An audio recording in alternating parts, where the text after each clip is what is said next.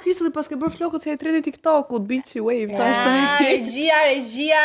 E po sa të shkojnë, duke shumë kështu. Pa, Beachy Wave ka qenë super trend vjetë në verë. Po, besoj do jetë dhe këtë vit trend, derisa dalin ndonjë trend tjetër. Thonjt French, nuk është se vazhdoj me trendet me thonjt, i kemi kështu. Akull. Natural. Ka muaj të tëra që jam zhvendosur. Vajza bazike. Po sa influencohemi ne nga trendet e TikTokut? Shumë fare, mos të flasim. E keni parë të Kylie Jenner kohë të fundit, që shkoi te ajo Coachella, që kishte veshur atë lookun, ishte bërë shumë e bukur. Dhe po të shikoja TikToket e vajzave të huaja, pothuajse ishin veshur të gjitha njësoj. Edhe komentet poshtë, po inspiron dhe komentet poshtë kishin thënë që mos kopjoni kaq shumë, ndërkohë që ato thjesht po influencohen nga Kylie Jenner që gjithmonë ka gjetë jetë që influencon. Njerëz, po. Zëra se ka qenë ikona e modës. Ishte për shembull, po ishte, jo, me shime te Kali, ishte një shprehje që thoshte Kali nuk ka nevojë që të veshë outfit because she's the whole outfit. Yeah, po. Shkali. E di çfarë për shembull edhe ti influencuar, se më kujtoa tani nga veshjet. Ke parë që të kanë atyrë që janë me të dantellën kështu? Po. Ti e ke marrë. Unë e kam porositur dhe kam thyer porosin po e them emrin e brandit, mos t'i bëjmë reklam. Ajo jaketa lëkurë zez. Unë atë e kam marrë. Sa veta e kanë vila atë? Shiko, unë atë e kam marrë shumë kohë më përpara, kur ishte përhapaj shumë. Le të jemi sinqert. Po pastaj më hyri në qef, të doja, unë sa të bëj tani. Po pa frikë tu e kam 5 veta. 5. Ne shumicën e rubrikës sonë shumë të preferuar, e provova dhe unë, e kemi trend të TikTok. Shumë e vërtet. Për shembull, keti ndonjë trend që të ka ngel fiks ti? Ka qenë një atëherë, një shumë kohë më përpara që bëre ti te shtëpia jote me pantallonat e shkurtra që u bën shumë virale, po. Që ishin shorts. Po, ato shortsat me çizme. Po. Bravo. E di çfarë do thuash. Bravo, Eva.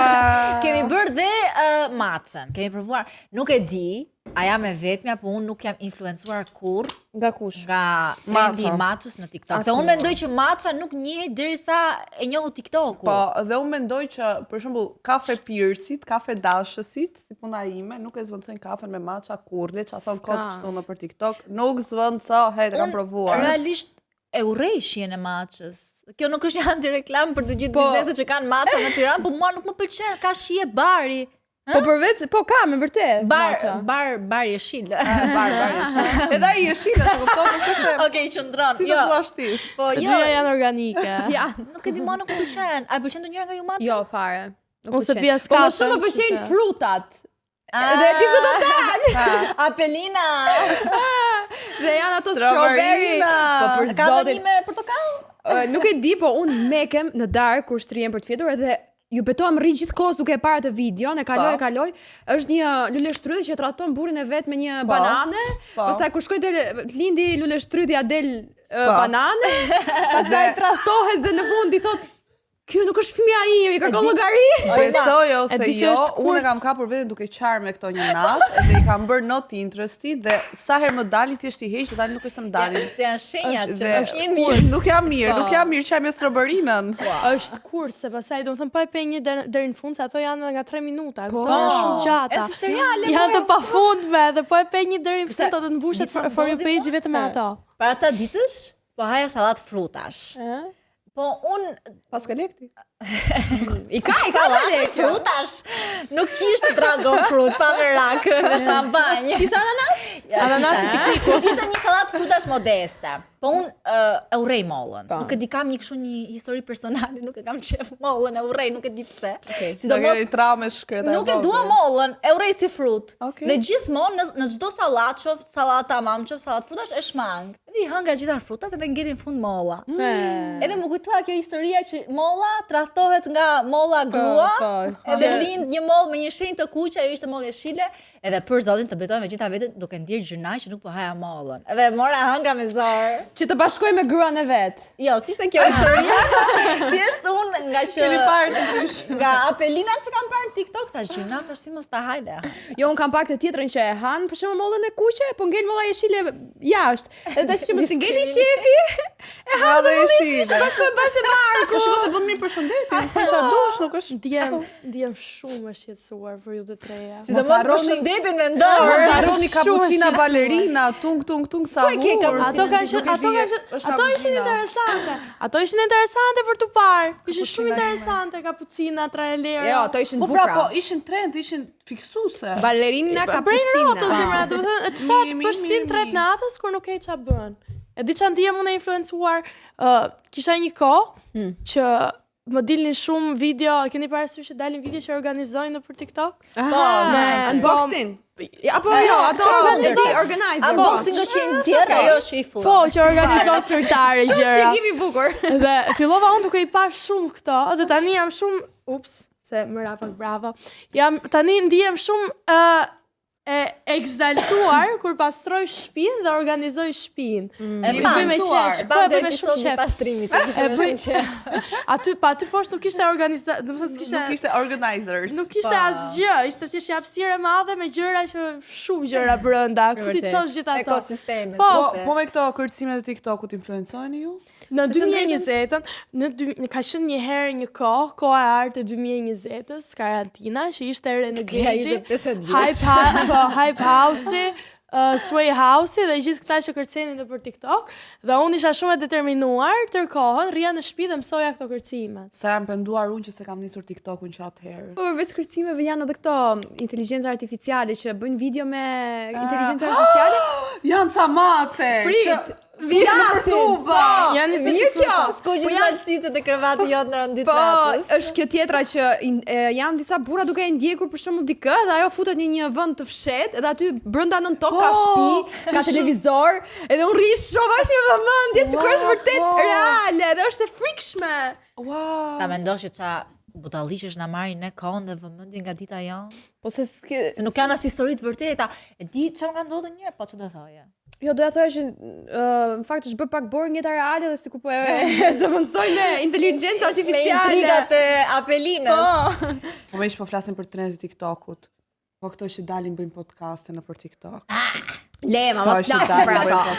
Po sa të shpifra janë ato. Kanë bërë trend 1 në 2 video veç të ato fol të dhënë me. E keni pa? I ke pa një 4 goca, siç ka janë, njëra ka surrel, se një flok gjatë, njëra. Po, e ke pa? Po ka qenë një bjonde, njëra një herë ka qenë bjonde. Lu flokët ajo brune. U bë si, ka qenë njëra underre. Ka qenë dhe njëra që bë vetëm gafa. Po ata më interesante në fakt, çka ka kështu vërdall mirë. Ato janë janë shumë mirë. Themi çfarë të themi, po prap ndikohemi të gjitha nga tre. Sidomos ne gocat ku bëhet fjalë për make-up, për flokët, për veshje, ushqime, po.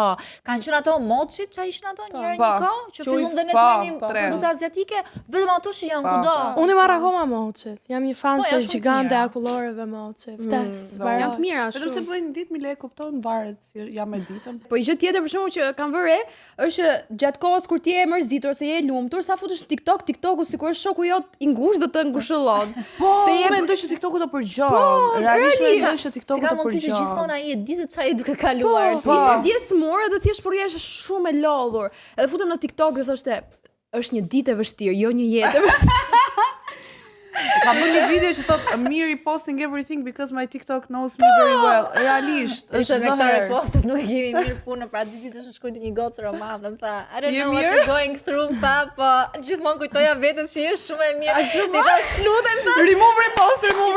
Dhe u futa, realisht kam 3 ditë që zgjem në mëngjes. Edhe i heq disa riposte. Bëj riposte kështu çuditshme. Po pra, se domethënë është varet nga moodi i momentit. Me mood, domethënë një ditë mund të bëj ripost e nkeli në batenie që kërcen si indian, dhe ditën tjetër mund të bëj ripost për vdekje. Po është shqetësuese se ti ke çdo ditë një ripost që të kujton se do vdesësh një ditë. Eshe?